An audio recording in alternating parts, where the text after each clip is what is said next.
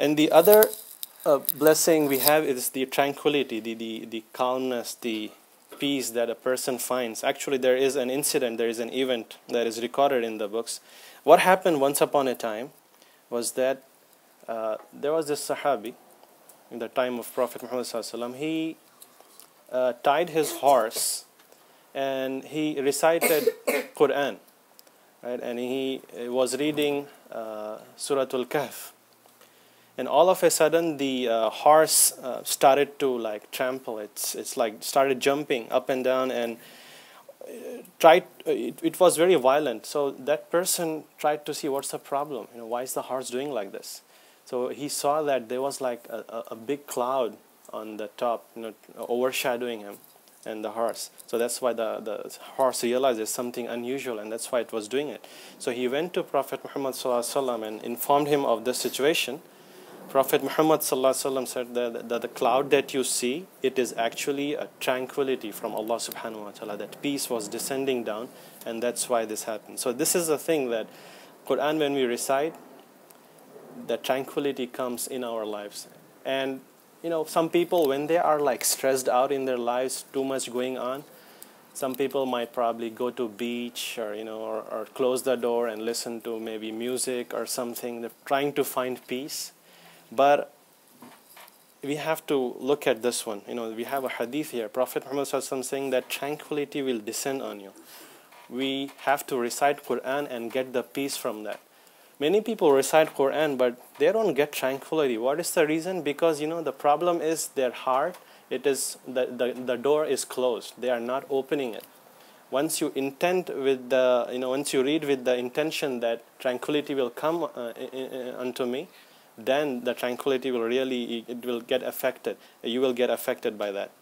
So that definitely you have to keep that in mind. And also, this is a very famous hadith that we always quote, that every letter that you read, you get rewarded of it. And the Prophet Muhammad sallallahu alaihi wasallam mentioned in Tirmidhi that whoever reads a letter from the Quran has one reward for doing so, and every reward for a good deed is multiplied 10 times.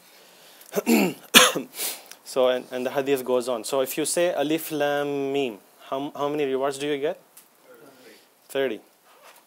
10. It's one each letter of that. You see the significance here is that, you see, when you do a good deed, right? Okay, here's one good deed, here's a reward for you, right? Quran recitation itself is one good deed, you get rewarded for it. But the rewards for this one is so much that every letter is considered a deed in itself. So you're like doing multiple deeds. You're like Alif Lam Mim, you did 3 deeds here. It's not like if you come to masjid, that's one deed. There's you bring food for the masjid, that's one deed. So like Prophet Muhammad sallallahu alaihi wasallam is saying that this gets multiplied very quickly because each letter is like a good deed. You're getting rewarded here. So that's the thing. So how many rewards you get for saying Allah from the Quran? How many letters do we have? 4, 40. So think like that. So that is, we'll see how we can multiply this reward very quickly. There are many other things. And another hadith we have from Mustadrak and also from Musnad Ahmad, all of them a Sahih hadith. Prophet Muhammad sallallahu alaihi wasallam said that whoever recites 10 verses at night, he will not be recorded as one of the heedless person. Will not be recorded. So 10 verses is just like maybe the Qul, 3 Quls that we Qul Wallahu Ahad and Qul A'udhu Bi Rabbin Nas and so on. It's very easy. So either ways recite during the night. So scholars said it can be before or after sleep. It can be in the prayer or outside the prayer. You just have to recite. So perhaps the angels record it.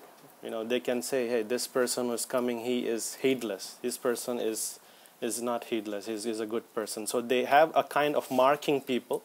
So Allah subhanahu wa ta'ala, Prophet Muhammad sallallahu alaihi wasallam is saying that if a person recites this, he will not be recorded as careless person. And also a similar hadith, but this one, it says it's a big one. Prophet Muhammad sallallahu alaihi wasallam said, whoever recites 100 verses in one night, what will happen to him? It's like he worshipped all night. He worshipped all night. He spent the whole night in worship. So 100 verses, subhanAllah, this is, how much does it come out to be? Like probably half a juz, How much does it take? 20 minutes, you can just finish it. I mean, if you read shorter surahs, it's going to be much quicker. But again, it's better. The best thing is that you can get up just like maybe 15 minutes before the Fajr time, before you come here, and recite Qur'an, pray tahajjud, and that's it. You get 2-in-1 rewards, worshipping the whole night.